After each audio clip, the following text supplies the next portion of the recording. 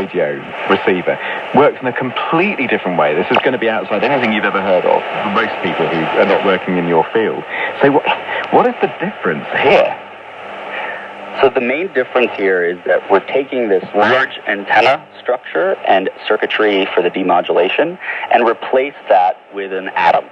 So these are, and it's really a lot of atoms together, but the atom is now taking in the RF field and reacting to the RF field, and we can see what the atom is doing in this RF field using laser light. So the detector itself operates by having a little capsule of atoms with laser light on resonance with these atoms, so that we can see actually through the optical signal these atoms reacting to the incoming wave. Okay. Receiving and communication is done with these atoms. With these atoms. Okay, so there's quite a lot going on there, Bill Thompson. There is. It's completely fascinating that you can excite these atoms up to a certain energy level and then make them transparent to laser light, and then by watching how that transparency changes because radio waves are going through at a certain frequency and detecting the light changes, you can actually demodulate in the way you would do with an antenna. So it's a completely different approach to reading the information in the radio wave. Yeah, completely different. And if I can unpack that further, then, people might think, okay, you've got your conventional antenna, it could be a coat hanger, for goodness sake, and the electrons kind of vibrate according to the radio waves, and you end up with an audio signal.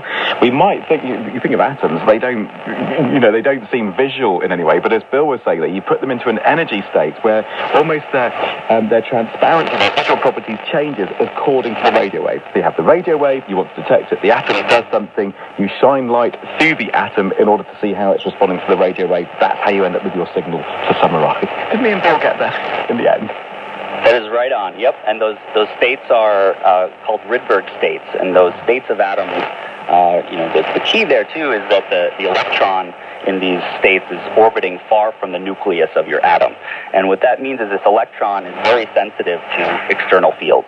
And that's the key element here that you need. We use Rydberg states of atoms that we excite with this light to retrieve the information. Right, so even people who are getting confused by energy states and the real kind of minutiae of what's going on in the atom, basically what we need to know here is that bit of audio that we heard in the introduction had come about through this, as you say, this atomic receiver. In other words, it's a radio receiver that works in a completely different way to everything that we've had going right the way back to the early days of wireless telegraphy. That's right. And just to add to that, and David, the next question is, okay, so what? Why is it useful? And some people might say, well, actually, that radio signal, it sounded a bit rubbish.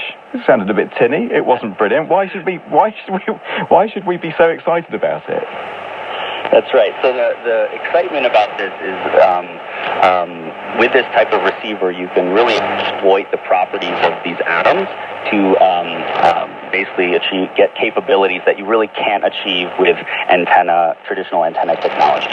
And there's several of these. One is that you can choose, the atoms are sensitive to a very wide range of carrier frequencies.